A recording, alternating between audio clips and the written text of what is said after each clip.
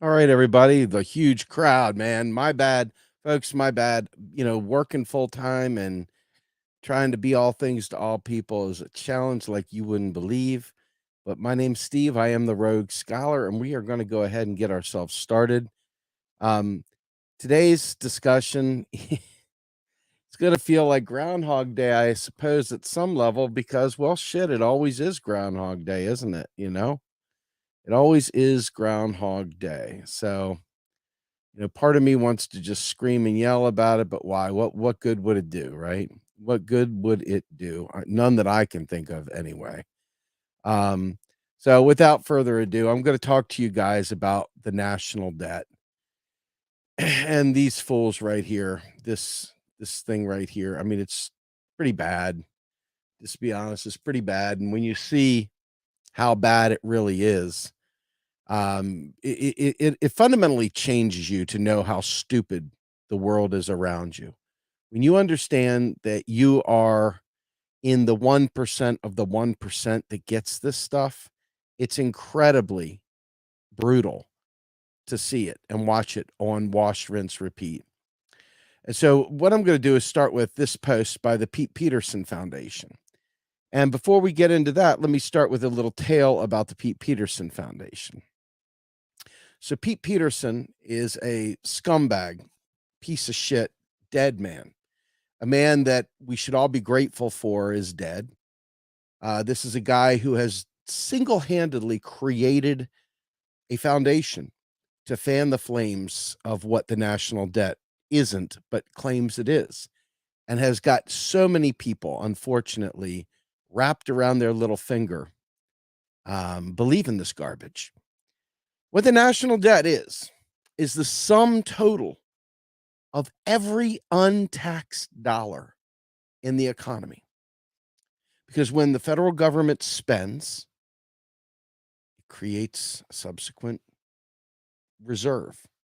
And the ultimate debt is all the money that we've spent into existence. And to get rid of the national debt is to literally get rid of all the money in the economy. And we sell treasuries. And I want to do a quick mini recap. I don't want to do the deep dive. I'm so bored of doing the deep dive, but so many still don't get this. When you sell a bond, number one, you have to buy it in the currency that it's represented by. So in the case of the United States, a U.S. bond has to be purchased with U.S. dollars. And what is a bond? A bond is nothing more than a time-boxed savings account. Nothing more than that. Literally nothing more than that.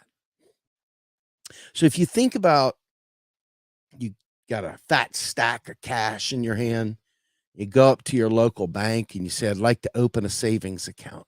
And you drop 10 large at the savings account, at the bank. Do you think that bank is like going, oh, please don't bring your money here. Oh my God, we'll never be able to pay off this debt. We're borrowing that money. No, the bank doesn't need that money. The bank wants safe assets to show on its balance sheet that it has this stuff. Well, in the case of the US, okay, in the case of most governments, they sell these bonds as a way of getting buy-in from the rich, if you will. Okay. The rich park their money into these bonds and they earn a nominal interest. Okay.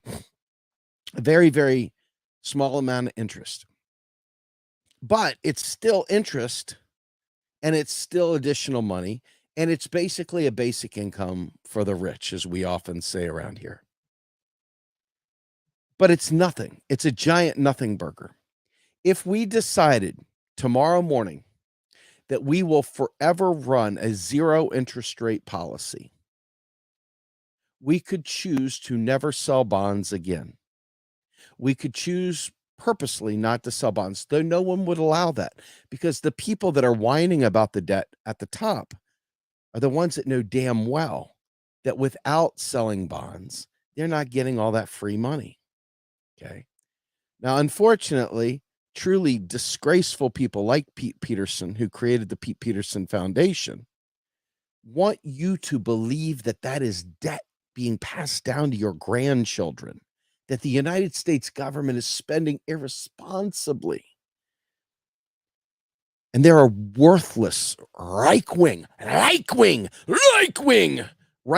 assholes that will sit there and act like Joe Obama. That's the new one, by the way. I can't stand Biden, okay? But Joe Obama, okay, is running up the national debt, and he's destroying the country. Now, simultaneously, Joe Biden is out there celebrating 1.7 trillion in deficit reduction, okay? Biden ain't your friend. The Republicans ain't your friend. I don't care if they own shit libs. They're not your friend, okay? Period. All right? And anybody, literally anyone, whether you do it ignorantly or whether you do it maliciously, anyone fanning the flames about the national debt has blood on their hands. You've got blood on your hands, okay? You're purposely or not purposely, but either way, the end result is the same. People will die because of your stupidity or because of your maliciousness. Take your pick. You can be a malicious asshole that's creating problems for people, or you could be the dumb fuck that runs around, oh, the national debt, right? National debt, the sum total of every untaxed dollar in existence in the economy, okay, made up of treasury bonds, which are purchased with those same dollars, earning a nominal interest rate. Big effing deal. Doesn't come from hard-earned tax dollars. It doesn't come from anywhere other than the United States government, who creates it with, drum roll please, this little contraption right here, this keyboard. That's how they create money. Didn't come from your hard-earned tax dollars. That's a Margaret Thatcher right-wing ideal. Came from Ronnie Reagan, okay? Him and Thatcher both peddled that garbage, okay? And so we're going to go ahead and show you now. I'm going to show you this trash here. And it is trash. It is big time trash. But this is the number that these fools focus on. 32 trillion 172 billion 576 billion or million 566,647.61. Now, that's the national debt. Now, let me just come back before I go further into this. And this is one of the ones that really will irritate you to no end. The government not only doesn't just print money, but when the government spends, it always creates new money. You understand? When the government spends, it always creates new money. It never respends your hard-earned tax dollars. However, if they just kept spending money into existence, eventually we would have nowhere to walk because the world would be littered with pieces of paper if they were just printing money. What happens is that when they tax, they remove money. It's not a store. Bubba had a surplus and W squandered it. Shut up. That's not how it works. Okay. What happens? Guess what? That money was deleted. It was destroyed. It was shredded. It no longer exists. Okay. A surplus is an annual reference to how much you taxed versus how much you spent. And when we spend less than we tax, we create a surplus. And guess what that means? That means that we pull more money out of the economy when we tax more than we spend into it. Okay. And all the tax is doing is literally removing currency. They remove currency from the existence. Where does it go? Who knows? Where does a score on a scoreboard come from? And if they make a mistake and they take a run off the board in a baseball game, where does it go? Who knows, right? The bottom line is it's gone. It's a unit of measure. It doesn't exist. This whole idea of the national debt is the sum total to the penny of every untaxed dollar in the economy. Now let's go back and take a peek at what they're saying here. They're saying 31 trillion. Okay. So let's go through here and read some of the stuff. We got Rob Baxter, our own Rob Baxter, who probably is in the comments there. Keep increasing that number, baby. Oh, yeah. But you'll notice there's one fool in there who is laughing at this. And he's not laughing because it's a great meme or a great gif. She's laughing because she's a fool and doesn't know what we're talking about. So it's like, how much is $1 trillion in $100 bills? $1 trillion in 100 bills weighs 10,000 metric, blah, blah, blah, blah, blah, blah, blah. I mean, it just keeps going on and on and on. It'll take 9 years. We're never paying that off, okay? Look at Diane Madison. It's disgusting, irresponsible government spending for so many things, not making people work for a living instead of giving them what they whine for. And immigrants allowed entrance here, and they have no job, etc. So it adds tremendously to our debt. But government continues for some strange unknown reason that makes no sense. Charity begins at home. Oh, charity begins at home. Yeah. Take care of what you have first, and then if you're able to have resources, help others. What's happening here is wrong. We got people, and they're good people, taking care of business, but it's just crazy. Joe Obama, watch y'all spending that leftover COVID money on. How about $220 billion still missing in the military equipment to contractors? And our leaders sit in Washington and fight over how much the deficit will be next year. We had a surplus under Clinton, and Shrub wasted it and then started 2 wars on the credit card. Tax the rich and corpse. Folks, over and over again. Thanks to the liberals who got in office. That's what happens every time they get in office. The national debt goes up. The plan is for accelerating inflation to eat all newly minted federal debt.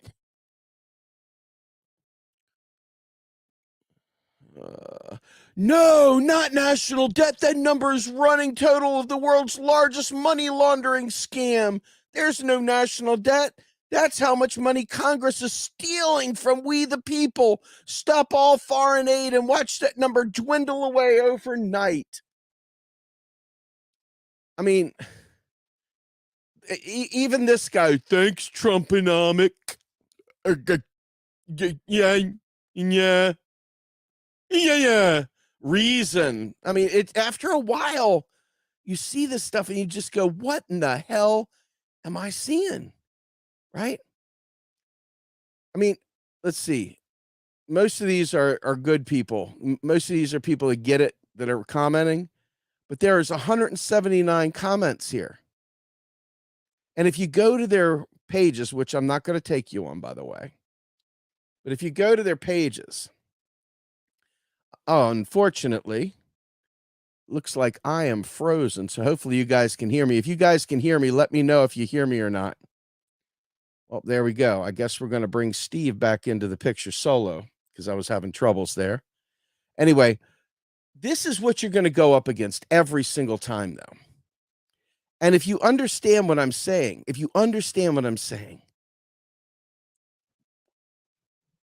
go to your favorite alt media place, and they're going to have the same trash. I'm talking about left wing, folks. I'm not talking about Republican.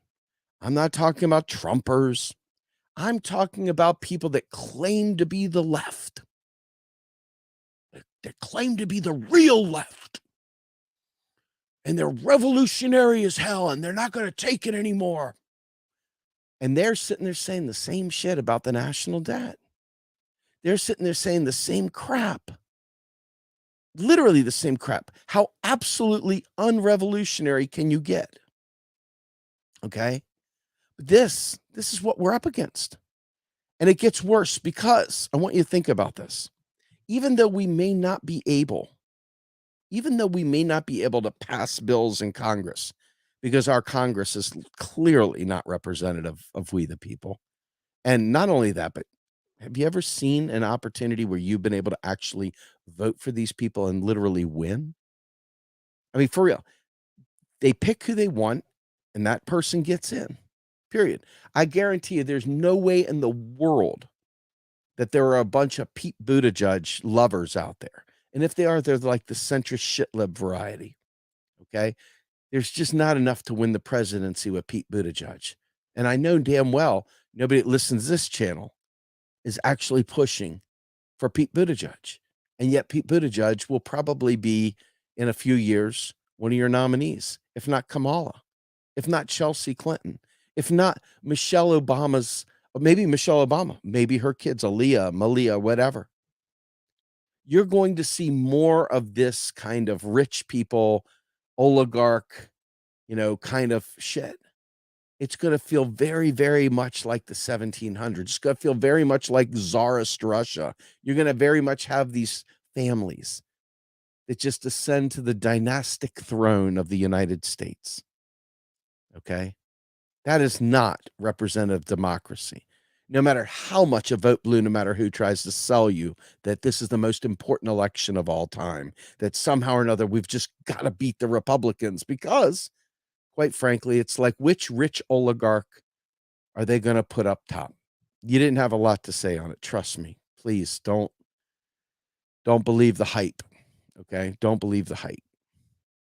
Anyway, so if you understand, though, that the country, not just the United States, okay, every country that has a free-floating fiat currency, like the United States does, with or without a petrodollar, with or without the world reserve currency, each and every country that produces its own currency can purchase anything it wants with its own currency. That if it's for sale in its own currency, it can buy it, period. So the idea of creating this national debt fear porn is to prevent the public space from being able to take care of the people without the competitive free market games that are played. Now, I want you to understand why this matters. Money comes from two places in the sense of the US dollar. Okay. Really comes from three, but we're going to say two in this case. Either A, the government spent it into existence, or B, you borrowed it from a private bank and took out a loan. Those are your two choices. Okay. So these people don't want you to believe that the federal government can do anything. They want you to believe that the federal government is broke, that it can't afford its bills, that it's irresponsible, and that any spending it does is robbing us of our hard-earned tax dollar. That is the narrative, and that is what feeds that national debt. These people genuinely fear that they're handing off the biggest credit card bill of all time to their children. And they are reactionary and they will fight you much harder than a lefty will fight for the truth. This is the sad thing. The reactionaries on the right will fight harder about their fears than the left will fight for its visions. And this is why we keep getting more crazy stuff with books being banned, immigrants being in trouble, you name it. All these different pathetic, fearful approaches to the world, every last one of them is baked in things like the national debt. By pushing that national debt narrative, there is no Green New Deal ever to be had. There is never going to be Medicare for all, even though Medicare for all technically would be deflationary and we could actually provide a tax cut if the people fighting for Medicare for all would stand tall and say the truth and not pretend like MMT is something that they can put on the shelf and bring out when they feel like it, but literally live in that truth because they've got to disabuse everybody around them to get people to understand, okay, that Medicare for all would require a tax cut because it's deflationary, because not only does it shrink a lot of unnecessary spending. When I say unnecessary spending, I'm talking about all the administrative red tape they use to keep you from getting service, to keep you from getting your heart taken care of, to keep you from getting that lumpectomy or whatever else. They've got more money invested in denying you service than they would if they just simply allowed the service. Okay. So by going to a Medicare for all or a universal or single payer health system, you would eliminate many jobs pushing paper from one side of the desk to the other to deny you service. Okay. We can get into a job guarantee at some other point in time so we have a just transition for groups that are X'd out of their old jobs because we're making changes, folks. Just because we did it wrong yesterday doesn't mean we have to do it wrong forever. Okay. And I think it's that sort of moment right there. It's that sort of moment when you realize that if we're not fighting this stuff and communicating it daily and getting it into everyone's hands and talking about it 24/7, you'll never get Medicare for all. It doesn't matter whether Marianne Williamson gets granted the nomination, or whether RFK gets the nomination, or whether somehow or another the duopoly decides that it's going to allow a third party to win the electoral college. Okay. Whatever. None of them understand economics. Not a single one of them. Not Marianne, not Cornell, and definitely not RFK Jr. Biden's shown over the last 50 years plus that he doesn't have a clue either. Okay. These people are either A, pandering to the worst of us, the least educated, or two, they're in cahoots with quote unquote the capital order and it's intended to discipline labor. Or it could be both, right? But in the end, it's all about making sure that we have to go out and buy it from some capitalist corporation as opposed to the government providing it for us and being a single payer and shielding us from any inflation or shielding us from any market impacts, because it doesn't matter, because the government doesn't have a piggy bank. It just simply creates money when it spends.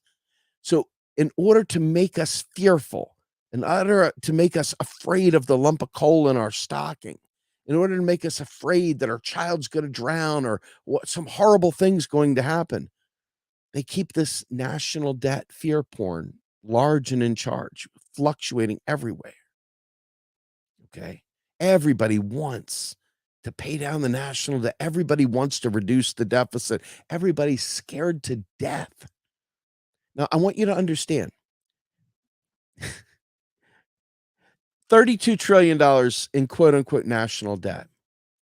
If you understand double entry accounting, split the paper in half. One side, somebody's red ink, is somebody else's black ink. If the government's red ink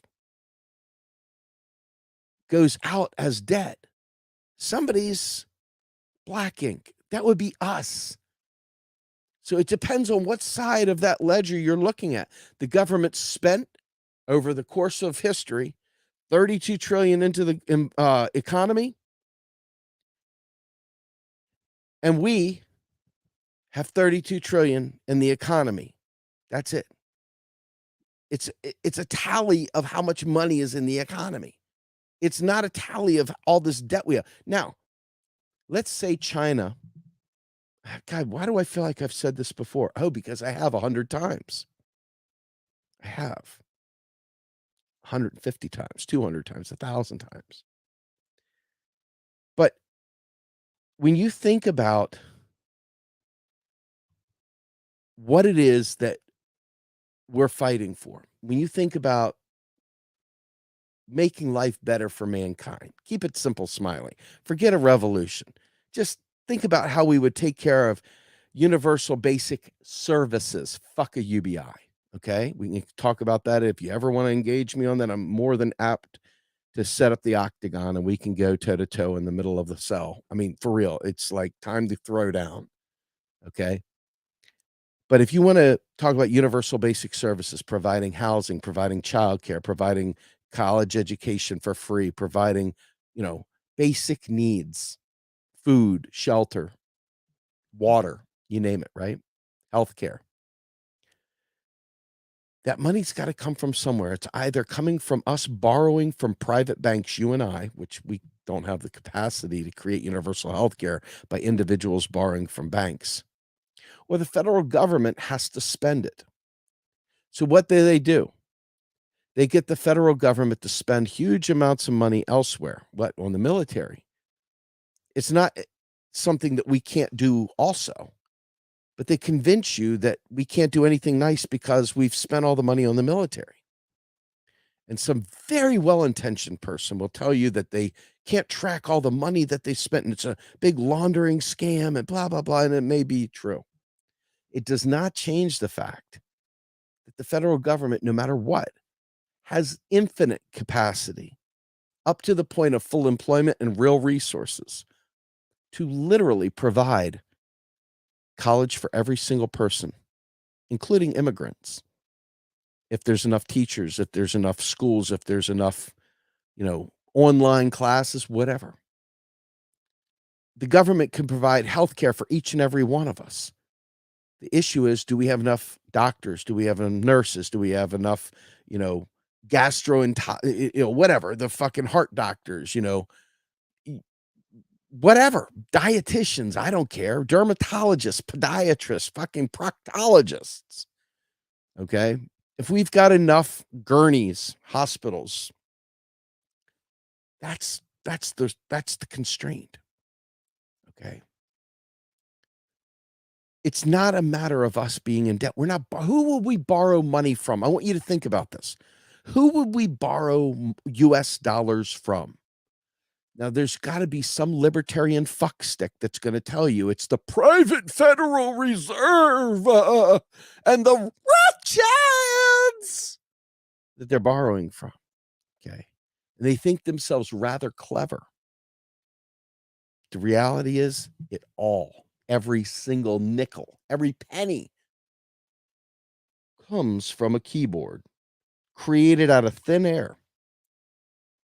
Now, with all that debt, you would think people would lose confidence in the dollar. You'd think they might lose confidence in the dollar. So much debt, we're going to have no confidence in the dollar. It's exactly because we have spent so much money into existence and we've allowed it to matriculate throughout the entire world. And those people have invested their money into bonds where they're counting on our money not tanking. They want it to appreciate. Well, it doesn't appreciate in the US. We don't give a shit. That's for people outside. That's for speculators. That's for those fucking scumbag Wall Street traders. That's for the frigging capitalists that want to bet on the dollar, want to invest in the dollar. I bet it's going to go up 0.2%. Okay? Has nothing whatsoever to do with any impact in the United States. Right? I want you to think about something. If wages kept up with inflation, who would give a shit about inflation? If gas, petroleum products went up, I don't know, $10 a gallon, but your pay at your job increased symmetrically with that, would you care? No. It's the same thing. It's just different, right? The reason why you and I care about inflation is because they have suppressed wages and they've kept us struggling while they keep increasing profits. That doesn't sound to me very much like people and printing money are causing inflation. That sounds to me a lot like somebody in a fucking smoky boardroom deciding to raise prices up to maximize profits and then give it to the CEOs. Okay. That is not in any way, shape, or form something that benefits or hurts us. Okay. I mean, hold on. So somebody's asking a great question here. I want to talk about that. Do we have enough, though? If not, then how do we recruit enough doctors, nurses? This is like the $5 million question. It's really actually quite a great question. It's the type of question a policymaker should really focus on. Okay. If you know that you're going to, like right here today, we know that we would like to give 350 million people free healthcare forever, forever. It doesn't matter what it is, no cost of point of service, 100% paid for. Everybody that has allowed their shit to go to hell in a handbasket is going to rush to the doctor. Is there a way to handle that demand, aggregate demand? This is the point. We have to make sure that we have enough of the right real resources to source any one of the programs we might put forward. Okay. So what could the federal government do? The federal government could, won't, but won't put a huge tax on anything earned in investment. If you're on Wall Street, they could literally tax that at 99% or something like that and make it so that nobody is spending time in the fire sector. And then all of a sudden you could say, we're offering a $20,000, bonus for people that sign up to become doctors, that go to med school or go to nursing school or whatever. So now all of a sudden you have a pathway to developing how many nurses, how many doctors, whatever. You can design the system to meet the demand. Okay? You can do it however you want, but the point is you've got to think about the real resources. And this would require planning, central planning. This is why doing things state by state is not necessarily the best thing, because people don't fundamentally understand the larger economy, and therefore they should not be asked or listened to for how to do the economy. Okay? In the end, the national government, the federal government, has the power of the purse. It's the one that creates the money. So if you're trying to get it so that there's enough doctors around the country, there's enough nurses, or they set it up to where you can do it remotely. You can do telemedicine or whatever, however they do it. I'm not here to carve that. I'm here to just say there are ways of being efficient. There are ways of mitigating. We don't have enough in your local community, but until then, we're going to do it this other way. There's a million ways of doing it. But you're right. We have to ensure that we have the real resources. There was a clip, and I think I might even have this here. And I saw some other comment there about incentivizing the wrong thing, and we're going to smash that one right in the mouth in a second. So hold your horses. Don't run away. I'm about to crush that momentarily. We're going to go ahead and do an Alan Greenspan thing here so you understand about the real resources. Here we go. So having personal retirement accounts is another way of making a future retiree benefits more secure for their retirement. And also, do you believe that personal retirement accounts as a component to a system of solvency does help improve solvency? Because when you have a personal retirement account policy, it's accompanied with a benefit offset. With that feature in place, do you believe that personal retirement accounts can help us achieve solvency for the system and make those future retiree benefits more secure? Well, I wouldn't say that the pay-as-you-go benefits are insecure in the sense that there's nothing to prevent the federal government from creating as much money as it wants and paying it to somebody. The question is, how do you set up a system which assures that the real assets are created which those benefits are employed to purchase? So it's not a question of security. It's a question of the structure of a financial system which assures that the real resources are created for retirement as distinct from the cash. The cash itself is nice to have, but it's got to be in the context of the real resources being created at the time those benefits are paid, so that you can purchase real resources with the benefits, which of course are cash. Don't you love hearing little Paulie Ryan crying like as he got his little face slapped about? I mean, it's a wonderful thing. Wonderful thing. Let me take you through one more video here real quick. And this is an interview I did with Warren Mosler a long time ago. But I want you to understand the stuff I'm saying about tax cuts and stuff like that for Medicare for all. It's not just me saying it. It's not a joke. It's real. Here it is. Now, the other thing I want to say about Medicare for all, which we tried to get through to Bernie Sanders, but without success, obviously, is I see it as a highly deflationary event. So right now I see, I'll just use very, very round numbers, but $3 trillion spent on healthcare.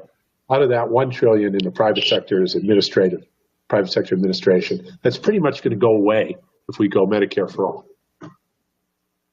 But what does that mean if that spending goes away? Well, all those were all salaries going to, people who were like digging one hole and filling in another, which is what private sector, compared with, well, let's just say they were doing all the administration work. I'm not saying what they were doing wasn't valuable in its context, but the context had no value. But anyway, you had $1 trillion worth of wages and salaries going to people doing administration that aren't going to be there anymore. That's a highly deflationary event. All those people are going to be out of work in the unemployment lines looking for jobs. You don't raise taxes in that context. That makes no sense at all. You'd want to lower taxes or increase public spending somewhere else in that context. Now, yes, there will be other people spending more money to make up for it. Corporations will have lower healthcare costs, so they may be spending more on something else. People may be getting higher salaries. People will be, have lower healthcare costs. There won't be any healthcare premiums if it's Medicare for all, very little. Maybe you get a little bit of Part B or something. But and so there will be some inflationary biases, but I think the deflationary bias, at least initially, will dominate. So there's absolutely no reason to pay for Medicare for all with a tax increase like the Sanders campaign was putting out there. And it was a horrible tax. It was a regressive, punishing tax, even though it was supposedly on higher incomes. And the whole thing was, would have been led to, I think, 15 or 20% unemployment. I was like just categorically against that, raising taxes into a. Now that I'm thinking back on the taxes, they attempted it to be progressive, so I give them credit for that. But it would have wound up increasing unemployment, which is always a. All right. So Moser goes on a little bit more and talks about it more in depth, but I want to be clear. What alt media station do you listen to that talks about how Medicare for all would be deflationary? Which one do you know of that partners up with Reich wingers and Fox News and other things like that, but doesn't sit there and talk about how Medicare for all would be deflationary and it could require a tax cut, right? Well, it's because they don't know and they don't care and they ignore it. And it's also because, quite frankly, at the end of the day, if you think about it, what would happen if the right wing actually understood that Medicare for all was deflationary and that it would require a tax cut? Do you think that they might be interested in it if people didn't act like the MMT stuff was secondary? We're just into Medicare for all. We're going to talk about Medicare for all. We're talking about the thing everybody knows. Everybody needs health care. Oh, my God. Oh, it's horrible. The data sucks. Oh, my God, whatever. But the reason you're never getting it anywhere is because you've put the economics last. You don't talk about it first. It's the most important. It's the reason there is no groundswell for Medicare for all. Okay? Because even the people that do understand this don't lead with the economic message. They sit there and I don't really want to talk that much about it. There's some voices out there do shows that never talk about MMT or never really genuinely care enough to learn it, but yet they talk about Medicare for all the time. But they don't sit there and drive this point home. And therefore, it will always fall on deaf ears because everyone is still petrified of the national debt. And those same people will never listen to a Steve Grumbine show. They'll never listen to any other MMT show. They won't listen to a Macro and Cheese podcast to learn this stuff. No, instead, they will continue to go out there and talk about Medicare for all in these shows, but they will never, ever really, really pave the way for MMT so that people will understand this is the way you do it.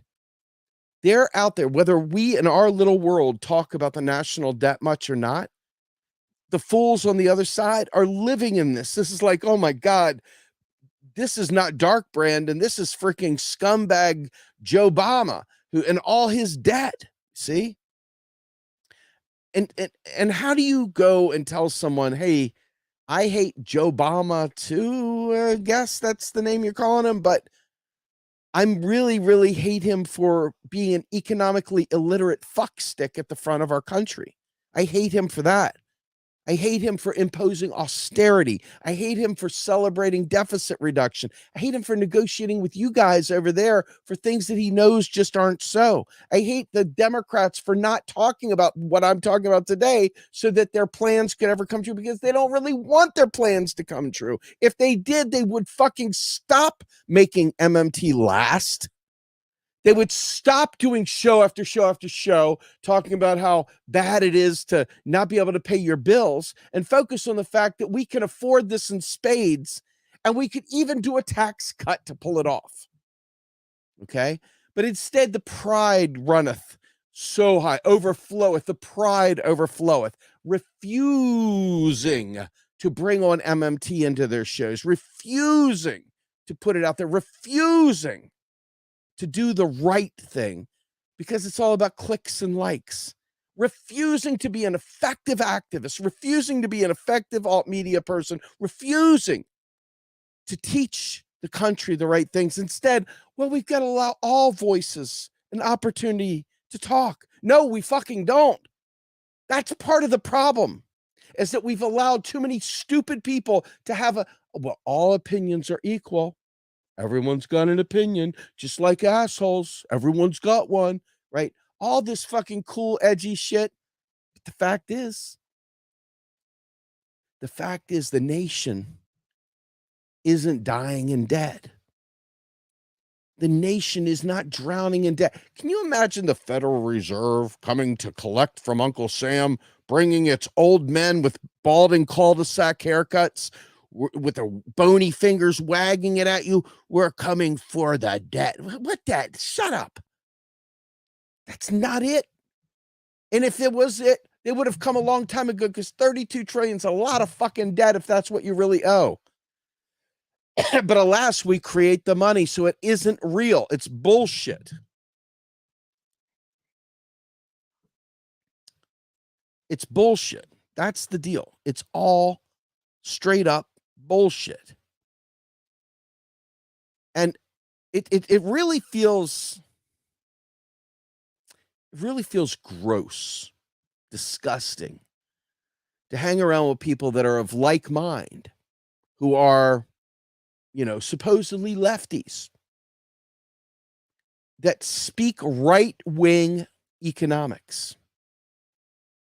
People like Matt Brunig of DSA, sound finance Marxists, bullshit, worthlessness.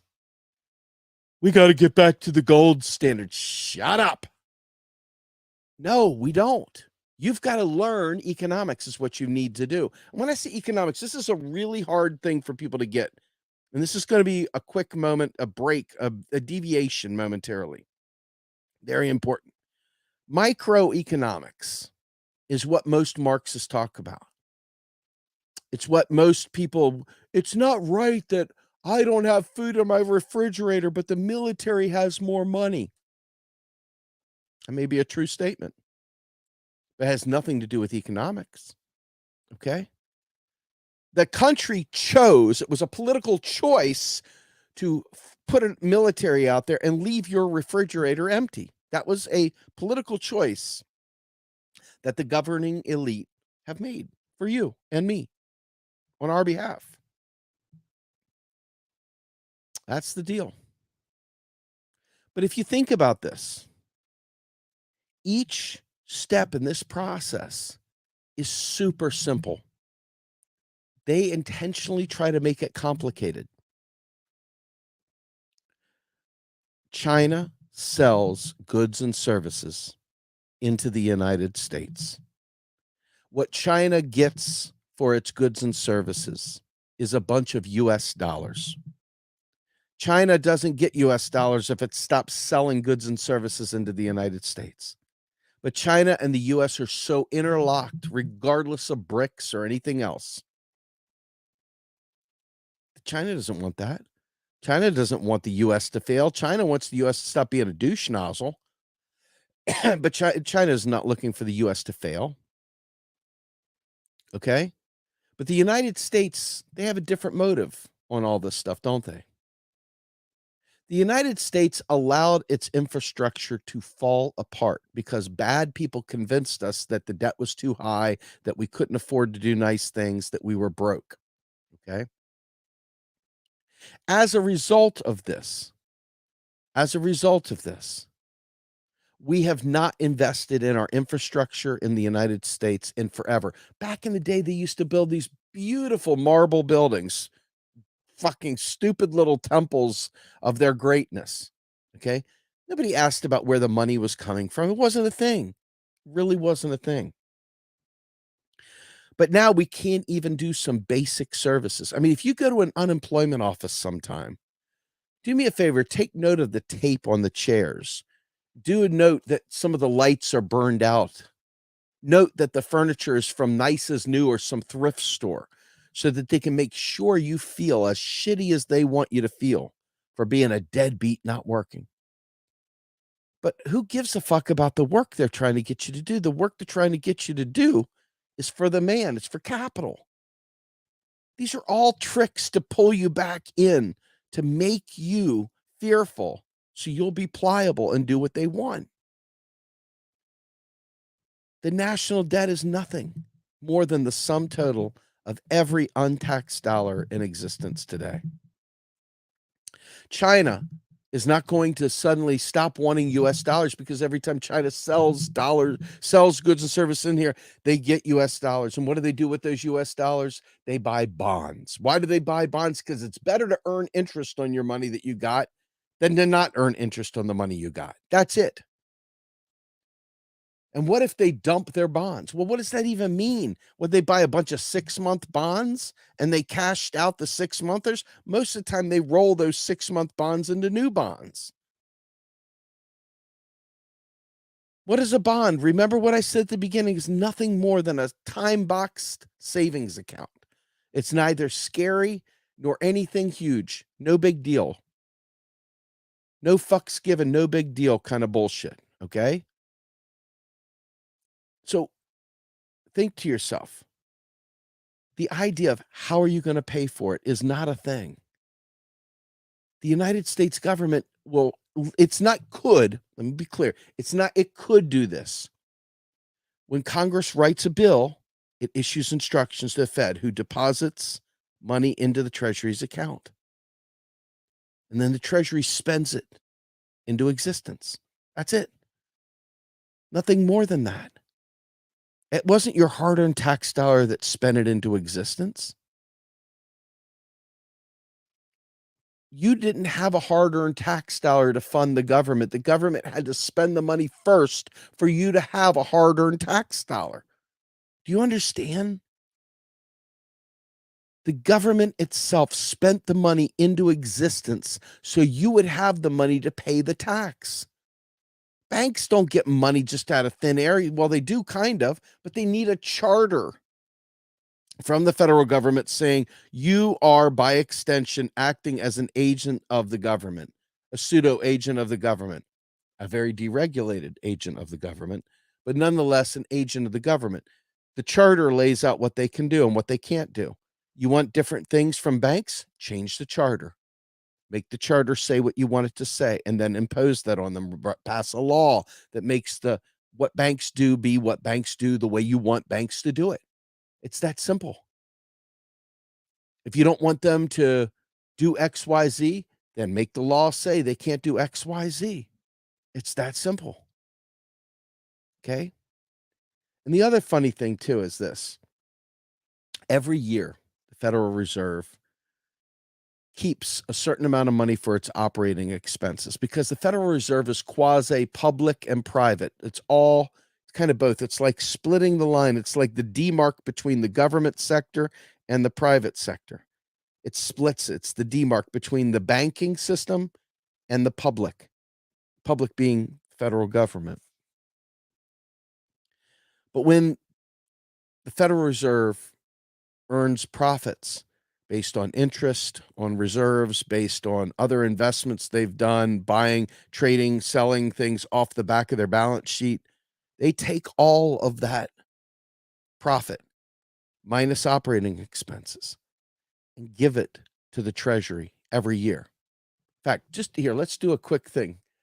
I've only got 4 minutes left, folks, so I'm going to try and find this real quickly. Federal Reserve, Treasury.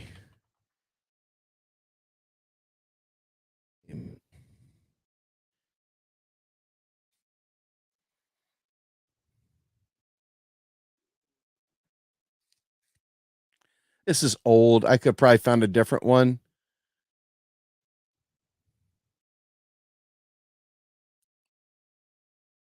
I'll just read it to you. Bottom line is, go out there. I'm not going to show it to you. Bottom line is the federal government receives all of the money back from the Fed that it didn't need for operating expenses, period. Period. It's just not that big a deal. It's just not that big a deal. But there's somebody out there that makes it a big deal. If you want to literally wipe out the Fed to accommodate the LOL libertarians of the world, knock yourself out. I don't love the Fed. I don't give a shit about the Fed. Okay. If you want to roll it into the Treasury, so be it. But then when the Treasury does something really ridiculous, just know the next conspiracy is, see, the Jews have invaded the Treasury. That's what the anti-Semites will say. The Jews have invaded the Treasury. But ultimately, in the end of the day, just remember this. The United States government, just like the UK, just like China, just like Russia, just like Australia, just like Canada, okay, they're all sovereign, free-floating fiat currencies that the government issues. Now, in the Eurozone, they have a European Central Bank that is non-state driven. It's supra-state. And it functions very similarly to our Federal Reserve in the United States. The difference is we're one country. The Eurozone is just a zone. It's not a country. That's it, my friends. I'm out of time. I don't know if I answered any of your burning desires, but I know for a fact that it was driving me absolutely insane to see some of the insane comments that were out there. Let me just quickly thank Danny Wyndham for $10. Thank you, sir. And let me thank Robin Bennett for this $20 donation. It's very, very kind. Really appreciate that. Ultimately, I really appreciate everybody here, folks. Thank you for coming, sharing your time with us. And with that, I am Steve Grumbine. I am the Rogue Scholar, and I am out of here, folks. I am out of here. Yeah.